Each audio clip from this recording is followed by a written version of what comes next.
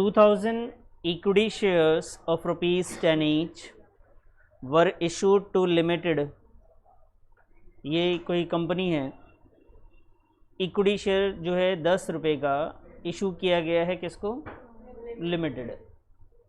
तो हम यहाँ पे मान लेते हैं कोई एक्स लिमिटेड करके, फ्रॉम होम एसेट्स रुपीज़ 25,000, जिससे एसेट्स लिया गया बेटा कितने का, 25,000 का, वर एक्वायर्ड।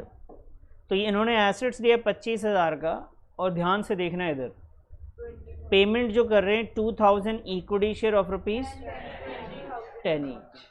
अब ये बात समझ में नहीं आ रही कि ये पेमेंट प्रीमियम पे हो रहा है या एसेट्स खरीदना कैपिटल पे है, वो गुडविल है या कैपिटल रिजर्व है। तो बेटा यहाँ पे जब आप एसेट्स की एंट्री करेंगे तो आपको मालूम तो है ना एसेट्स की एंट्री कैसे करते हैं। तो एसेट्स का नेम नहीं दे रखा हो तो क्या लिखते हैं बेटा, तो बच्चे यहाँ पे हम लोग लिखेंगे sundry assets, sundry assets account debit, और जिससे ख़रीदा गया है तो मैंने वहाँ पे लिमिटेड जो था उसको एक्स ले लिया, एक्स लिमिटेड ले लिया, और ये वैल्यू जो है बेटा जो हमने एसेट्स खरीदे है वो 25,000 के।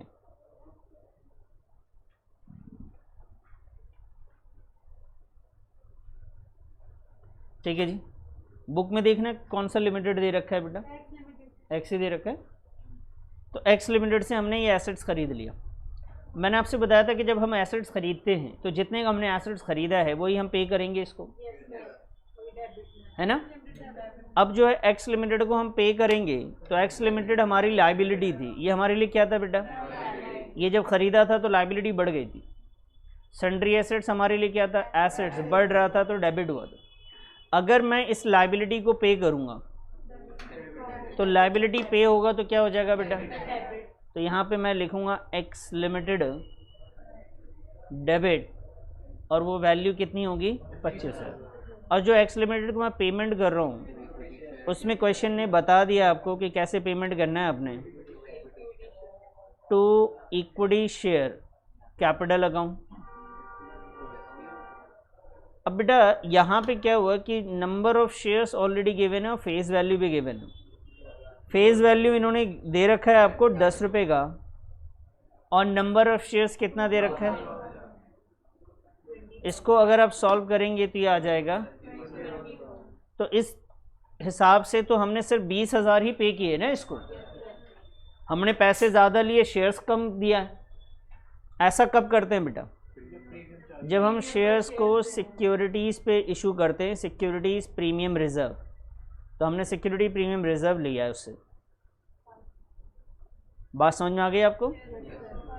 ये 5,000 रुपये जो है ना बेटा, ये बैलेंस करके आपने निकाला है, ध्यान रखेंगे, ये गिवन नहीं है, ये बैलेंस करके निकाला गया। और ये क्वेश्चन बहुत ही इंपॉर्टेंट हो जाता है एग्ज़ाम में, बहुत ज़्यादा, बहुत मिस्टेक्स होते हैं। कुछ बच्चे इसमें गुडविल लिख के आते हैं, कैपिटल रिजर्व लिख के आते हैं, कभी कुछ समझ में नहीं आता कईयों को। तो ये ध्यान रखें, काफ़ी अच्छा क्वेश्चन है ये। नरेशन लिख लेंगे आप, यहाँ पे क्या लिखेंगे, बीइंग एसेट्स परचेज ना, या purchase assets from X limited, और यहाँ पे भी ले लेंगे सर बीइंग इक्विटी शेयर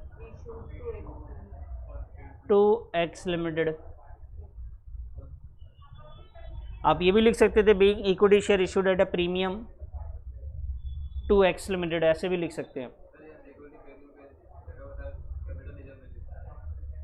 यहाँ पे बेटा कैपिटल रिजर्व ना, जब आप परचेज कर रहे होते हैं, और गुडविल परचेज वाली एंट्री में आता है, पेमेंट वाली एंट्री में नहीं आता कभी। और परचेज वाली एंट्री में जब किसी से आप एसेट्स खरीदते हैं और कुछ ना कहा जाए तो ऑब्वियस सी बात है, जितना एसेट्स है उतना ही तो लायबिलिटी आप पे इंक्रीज होगी। अगर कुछ क्वेश्चन में लिखा रहता है कि भाई ये जो एसेट्स है वो हमने एक्वायर किया इतने का, लेकिन हमने जो पेमेंट की बात कर रहे हैं वो 20,000 ही देंगे, लायबिलिटी हमारे पे कितने आएगा सर 20,00,000, तो यहीं पे डिफरेंस आ जाता है आपका। अगर कंसिडरेशन की वैल्यू गिवन होती तो डिफरेंस कहाँ आता है, यहाँ पे। तो अभी जितना एसेट्स है वही कंसिडरेशन। क्लियर है। बाकी दूसरी बात मैं आपको हिंट बता देता हूँ, आप जब अकाउंटिंग करते हैं तो आपको एक क्वेश्चन आएगा एसेट्स परचेज का, जैसा ये था। एक होगा बिजनेस परचेज का, जिसमें हम एसेट्स भी खरीद लेते हैं, साथ साथ में उसकी लायबिलिटी भी ले लेते हैं। तो बिजनेस परचेज की सिचुएशन में गुडविल आता है, एसेट्स के साथ गुडविल नहीं आता। समझ में आई बात। बिजनेस जब परचेज कर रहे होते हैं तब किसी का गुडविल आपको मिलेगा ना, या किसी के बिल्डिंग खरीदने जाएंगे तो उसका गुडविल भी मिल जाएगा आपको। तो एसेट्स नहीं, बिजनेस परचेज के अगर क्वेश्चंस होंगे जिसमें आपने उसके एसेट्स भी ले लिया, सारे एसेट्स, कैश भी उसका, बिल्डिंग भी उसका, मशीनरी भी, और साथ में उसकी लायबिलिटी भी आपने ले ली, तो साथ साथ में उसका गुडविल भी आपका हो सकता है अगर डिफरेंस आ जाए तो पेमेंट में। ठीक है सर। तो अभी यहाँ पे ऐसे ही रहेगा, यही कंफ्यूजन होता है एग्जाम में कई बार। चलिए इसको नोट करिए।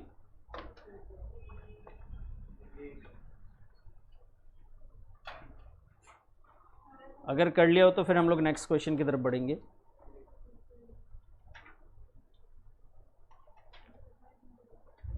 क्वेश्चन नंबर 35, संदेश लिमिटेड।